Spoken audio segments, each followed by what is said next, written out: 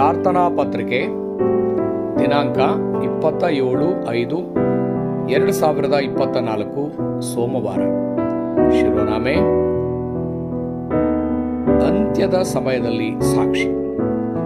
ಇಂದಿನ ವಾಕ್ಯಭಾಗ 1ನೇ ಥೆಸಲೋನಿಕದವರಿಗೆ 4ನೇ ಅಧ್ಯಾಯ ವಚನ 13-17. ಈಗ ನಾನು 14ನೇ ವಚನವನ್ನು ಓದುತ್ತೇನೆ.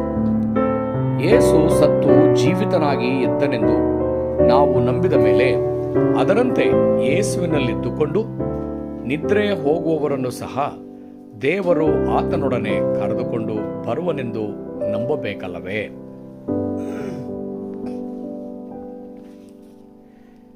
ಕೊನೆಯ ದಿನಗಳು ಯೇಸುವಿನ ಆರೋಹಣದಿಂದ 2ನೇ ಬರುವಿಕೆಯವರೆಗಿನ ಅವಧಿಯನ್ನು ಉಲ್ಲೇಖಿಸುತ್ತದೆ. ಇದಕ್ಕೆ ಸಂಬಂಧಿಸಿದಂತೆ ನೀವು ಸಾಕ್ಷಿಯಾಗಿದ್ದೀರಿ. ಆ ಅವಧಿಯಲ್ಲಿ ನೀವು ಮಾಡುತ್ತಿರುವುದು ವಿಶ್ವಸ್ವಾರ್ಥೀಕರಣ. 237 ರಾಷ್ಟ್ರಗಳು ಮತ್ತು 5,000 ಬುಡಕಟ್ಟುಗಳನ್ನು ಉಳಿಸಲು 1,000 ಕಾವಲು ಬುರುಜುಗಳನ್ನು ನಿರ್ಮಿಸಬೇಕು. ಸೇವಕರು, ಸಭೆ, ಅಧಿಕಾರಿಗಳು ಮತ್ತು ಬಹುಜನಾಂಗೀಯ ನಾಯಕರಾಗುವ ಬಹುಜನಾಂಗೀಯ ಶಿಷ್ಯರು ಬಂದು ಪ್ರಾರ್ಥಿಸಬಹುದಾದ ಪ್ರತ್ಯೇಕ ಕೋಣೆಗಳು ಇರಬೇಕು. ಜೊತೆಗೆ ಅವರು ವಿಶ್ರಾಂತಿ ಮತ್ತು ಬಲವನ್ನು ಪಡೆಯಲು ಶಕ್ತರಾಗಿರಬೇಕು. ಸೇವೆಗಳ ಬಗ್ಗೆ ವೇದಿಕೆಯನ್ನು ಹೊಂದಿರಿ ಮತ್ತು ಸಂಪನ್ಮೂಲಗಳು ಮತ್ತು ವಸ್ತುಗಳನ್ನು ಬಿಡಿ. ಇದರಿಂದ ಮುಂದಿನ ಪೀಳಿಗೆಯು ಬಂದು ಅವುಗಳನ್ನು ನೋಡಬಹುದು. ಇದಲ್ಲದೆ ಒಬ್ಬ ನಂಬಿಗಸ್ತನು ಸಭೆಯಲ್ಲಿ ತಪ್ಪು ಮಾಡಿದರು ಅವನು ಅಥವಾ ಅವಳನ್ನು ಅಪರಿಚಿತರಂತೆ ಪರಿಗಣಿಸಬಾರದು. ಇಲ್ಲದಿದ್ದರೆ ತೀವ್ರ ಕಾನೂನು ಬದ್ಧತೆ ಮತ್ತು ಅತೀಂದ್ರಿಯತೆ ಉದ್ಭವಿಸುತ್ತದೆ ಮತ್ತು ಕತ್ತಲೆಯ ಶಕ್ತಿಗಳು ಸಂಸ್ಕೃತಿ, ಆರ್ಥಿಕತೆ ಮತ್ತು ಮುಂದಿನ ಪೀಳಿಗೆ ಮೇಲೆ ನಿಯಂತ್ರಣವನ್ನು ತೆಗೆದುಕೊಳ್ಳುತ್ತವೆ. 237 ರಾಷ್ಟ್ರಗಳನ್ನು ಉಳಿಸಲು ಸೇವೆಗಳ ನಂಬಿಕೆಯನ್ನು ಹೊಂದಲು 3 ಅಂಶಗಳನ್ನು ಮರುಸ್ಥಾಪಿಸಬೇಕಾಗಿದೆ. 1ನೇ ಅಂಶ, ಶಾಶ್ವತ ಕಿರೀಟ. 1ನೇ ಥೆಸಲೋನಿಕ 4:13. ಪ್ರಪಂಚದ ಸೃಷ್ಟಿಗೆ ಮೊದಲು ದೇವರು ನಿಮ್ಮನ್ನು ಆರಿಸಿಕೊಂಡರು. ಎಫೆಸದವರಿಗೆ ಬರೆದ ಪತ್ರಿಕೆ 1ನೇ ಅಧ್ಯಾಯ ವಚನ 1-5. ಈ ಭೂಮಿಯ ಮೇಲೆ ನೀವು ಮಾಡುವ ಪ್ರತಿಯೊಂದು ಸಂತತಿ ಮತ್ತು ಸಭೆಗೆ ಉತ್ತರವಾಗಿ ಬರುತ್ತದೆ. ನೀವು ಸುವಾರ್ತೆ ಸಾರುವ ಜನರು ನಿಮ್ಮ ಕಿರೀಟವಾಗುತ್ತಾರೆ. 1ನೇ ಥೆಸಲೋನಿಕ 2ನೇ ಅಧ್ಯಾಯ 9ನೇ ವಚನ. ಪರಿಣಾಮವಾಗಿ ನಿಮ್ಮ ಭವಿಷ್ಯದ ಬಗ್ಗೆ ನೀವು ಚಿಂತಿಸಬೇಕಾಗಿಲ್ಲ, ಏಕೆಂದರೆ ನೀವು ಉಳಿಯಲು ಸ್ಥಳವನ್ನು ಸಿದ್ಧಪಡಿಸಲಿದ್ದೇನೆ ಎಂದು ಯೇಸು ಹೇಳಿದನು. ಯೋಹಾನ 14 ವಚನ 1-6.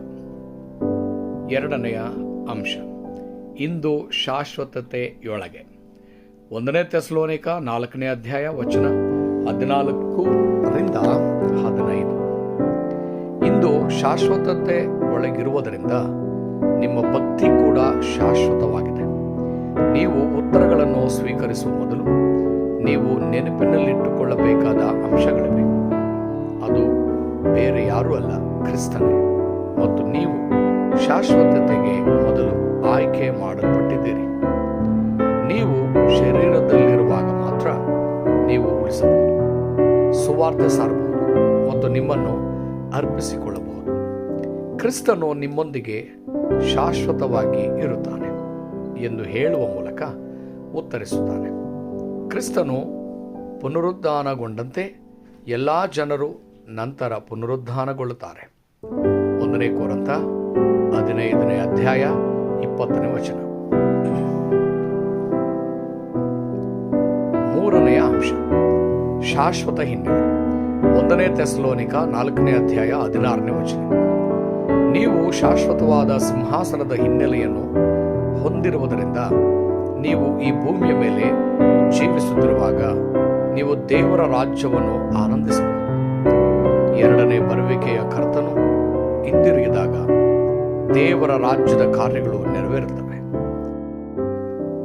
ಇದನ್ನು ತಿಳಿದವರಿಗೆ ಸಾವಿನ ಭಯವಿರುವುದಿಲ್ಲ.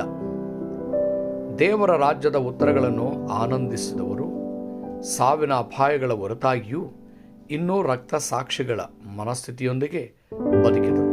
ವಾಸ್ತವವಾಗಿ ಕೆಲವರು ರಕ್ತ ಸಾಕ್ಷಿಗಳಾದರು ಮತ್ತು ಜಗತ್ತನ್ನು ಬದಲಾಯಿಸಿದರು. ನೀವು ವಿಶ್ವಾಸವಾರ್ಧೀಕರಣಕ್ಕಾಗಿ ಪ್ರಾರ್ಥಿಸಿದರೆ ಸತ್ಯವೇದದಲ್ಲಿರುವ ವಾಗ್ದಾನ ಮಾಡಲಾದ ಉತ್ತರಗಳನ್ನು ದೇವರು ನೇರವಾಗಿ ನೀಡುತ್ತಾನೆ. ಒಡಂಬಡಿಕೆಯ ಪ್ರಾರ್ಥನೆ. ಆತ್ಮೀಯ ದೇವರೇ, ಅಂತ್ಯಕಾಲದಲ್ಲಿ ಏನಾಗುತ್ತದೆ ಮತ್ತು ಶಾಶ್ವತವಾದದ್ದನ್ನು ತಿಳಿದಿರುವ ನಿಜವಾದ ಕಾವಲು ಬುರುಜನ್ನು ನಿರ್ಮಿಸಲು ನನಗೆ ಸಹಾಯ ಮಾಡಿ. ಪ್ರಪಂಚದವರಿಗೆ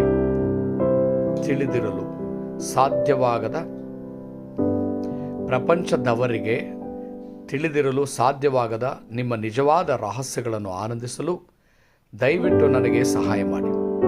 ಪ್ರತಿ ಸಭೆಯಲ್ಲಿ 237 ಕಾವಲು ಬುರುಜುಗಳನ್ನು ಎಬ್ಬಿಸಬಹುದು. ಬಹು ಜನಾಂಗೀಯ ಜನರು ವಾಸ್ತವಿಕವಾಗಿ ಬದುಕಬಲ್ಲ ಕಾವಲು ಬುರುಜು ನಿರ್ಮಾಣವಾಗಲಿ. ಎಂದಿಗೂ ತರಬೇತಿಯನ್ನು ಪಡೆಯದ ನಾಯಕರು ಮತ್ತು ಶಿಷ್ಯರನ್ನು ದಯವಿಟ್ಟು ಆಶೀರ್ವದಿಸಿ. ಇದರಿಂದ ಅವರು ಆ ಅಮೂಲ್ಯವಾದ ತರಬೇತಿಯನ್ನು ಪಡೆಯಬಹುದು. ಯೇಸು ಕ್ರಿಸ್ತನ ಹೆಸರಿನಲ್ಲಿ ನಾನು ಪ್ರಾರ್ಥಿಸುತ್ತೇನೆ. ಆಮೆನ್.